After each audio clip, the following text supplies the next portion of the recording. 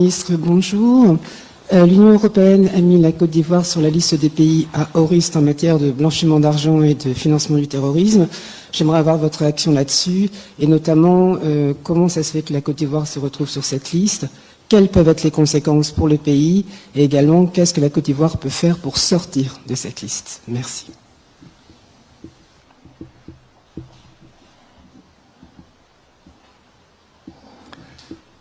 Bien. Merci bien pour cette question. Déjà, il faudrait que vous sachiez que nous ne sommes pas surpris. Nous ne sommes pas surpris parce que c'est une directive de l'Union européenne qui recommande donc sa mise en conformité avec les recommandations du GAFI. Vous vous souvenez que c'est en octobre 2024 que la Côte d'Ivoire a été mise donc sur cette liste-là. Donc la décision de l'Union européenne n'est pas nouvelle, elle est la conséquence, elle est la mise en conformité. C'est une transposition donc de ce que le GAFI a décidé donc en octobre 2024, qui se retrouve donc aujourd'hui au niveau de l'Union européenne. Ce dont je peux vous assurer, c'est que nous travaillons avec le GAFI. Les choses se passent très bien. Dès lors que nous serons sortis donc de cette liste avec le GAFI de façon mécanique, nous sortirons donc de cette liste au niveau de l'Union européenne. Elle a juste actualisé ces données en se mettant en conformité avec le GAFI. Alors nous sommes engagés dans la lutte contre le terrorisme, et vous le savez.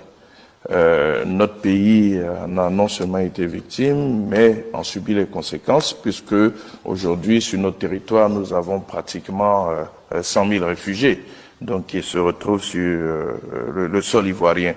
Donc, ce serait un paradoxe qu'un pays qui est si engagé dans la lutte contre le terrorisme encourage le financement donc du terrorisme et le blanchiment des capitaux. C'est une question de cohérence de notre politique. Donc nous sommes résolument engagés. C'est des mécanismes qui sont définis, c'est des directives, c'est des indications qu'il faut pouvoir respecter. En ce qui nous concerne, il y a 31 mesures qui nous a été demandé donc de respecter. Nous avons commencé à les adresser. Les efforts, en tout cas, sont, je dirais, très très positifs. Donc, nous avons bon espoir de sortir donc de cette liste du GAFI et de façon, je dirais, quasi mécanique, nous sortirons également de la liste de l'Union européenne.